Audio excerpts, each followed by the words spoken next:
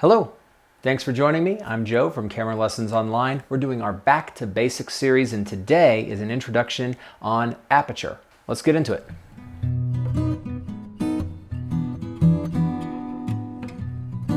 So thank you for joining me.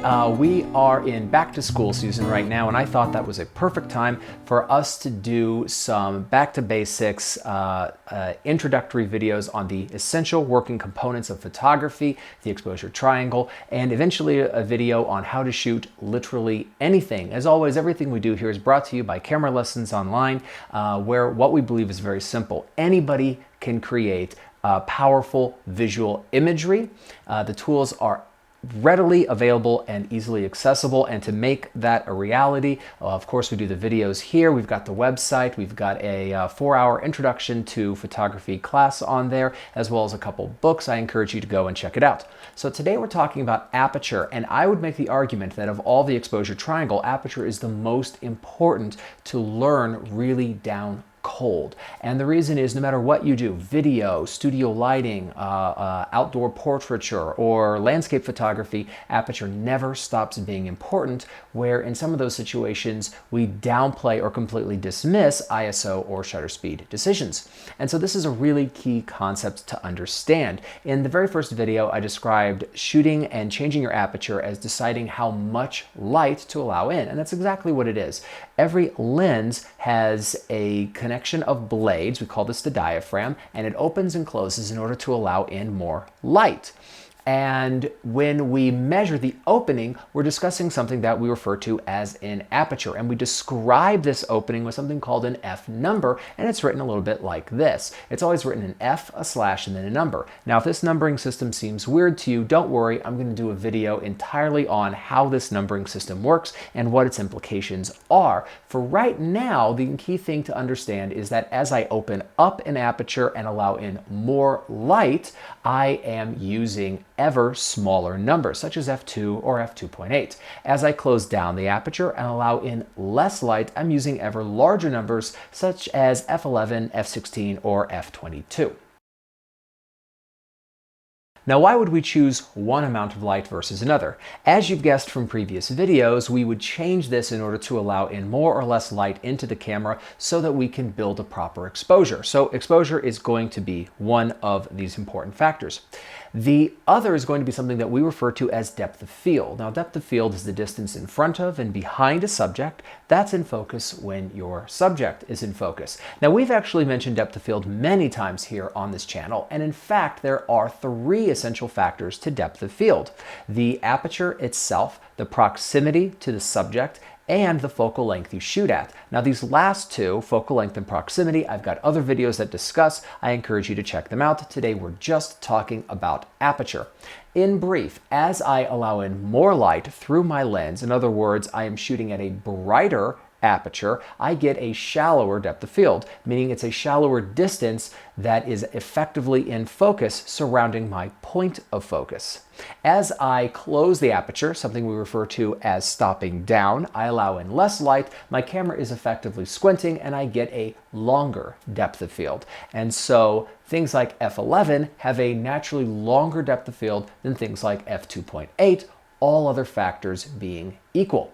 So it's really key as we are talking about opening and closing the aperture to control the amount of light and the depth of field is that sometimes we have to make a practical decision with our aperture. For instance, we might say that we're shooting in a dark environment, so we don't really have the option of shooting at f11 even if we wanted a longer depth of field because we just need more light. That is completely possible.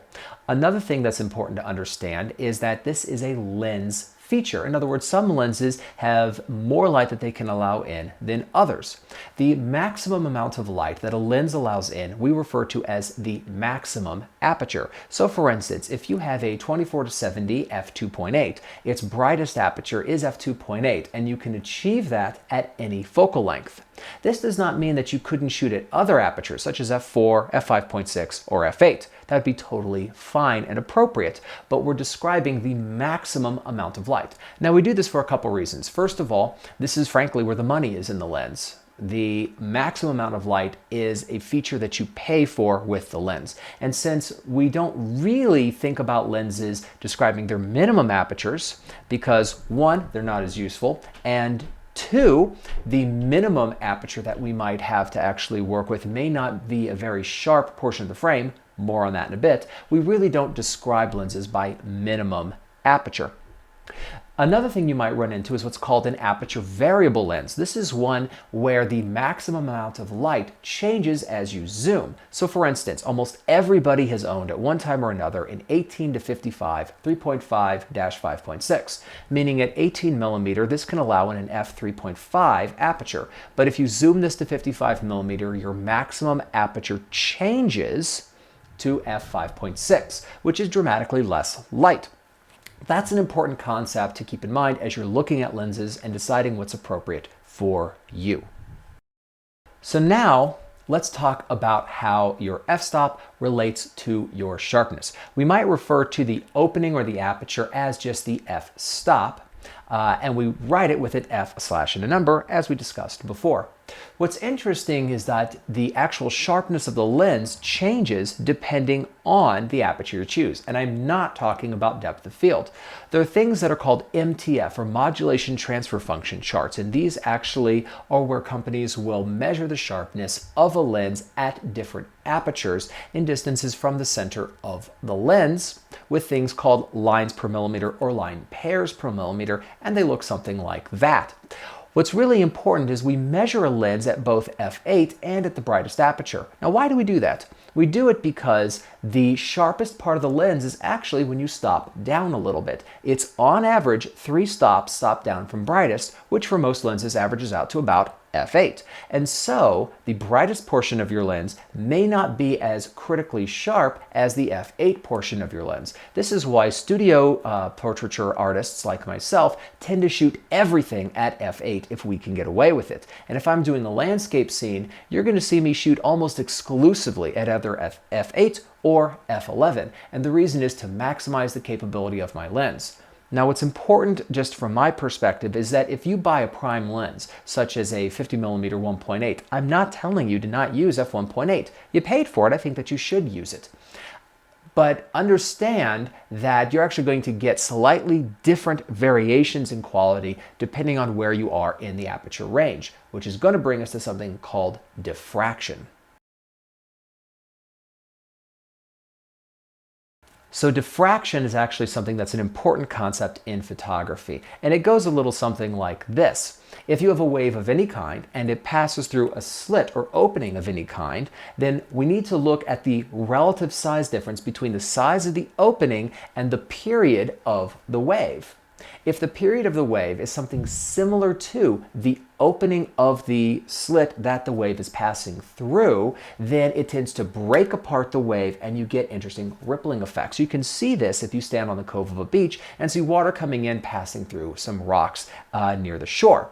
That's a classic visual example, but this also happens with light waves. If the aperture is small enough, it's relative to the size of the period of the wavelength, enough that you start breaking apart the piece of light and you actually start getting a loss of detail. We refer to this as diffraction. Typically, this does not happen until you're f16 or dimmer in a lens. So a lot of photographers actually stop using apertures dimmer than f11 or f13 in order to make sure they don't get diffraction, which starts degrading their image quality.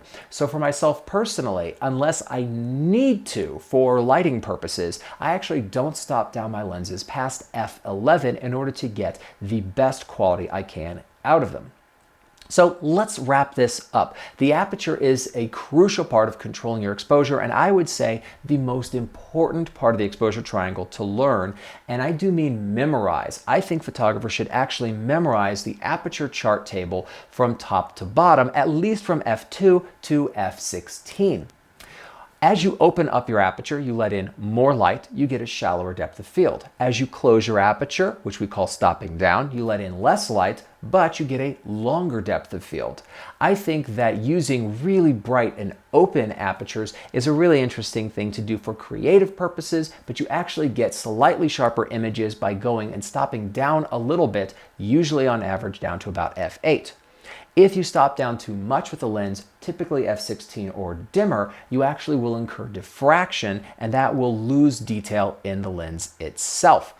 What we're going to do next time is actually understand the numbering system of how apertures and f-numbers work, and then we're going to be putting everything together to understand how to do an exposure in literally any environment. I hope that you'll join me then, and thank you for joining me today. As always, like everybody on YouTube, I'm going to ask you to like and subscribe if this was useful to you, and I'll see you next time. Thanks a lot, and bye.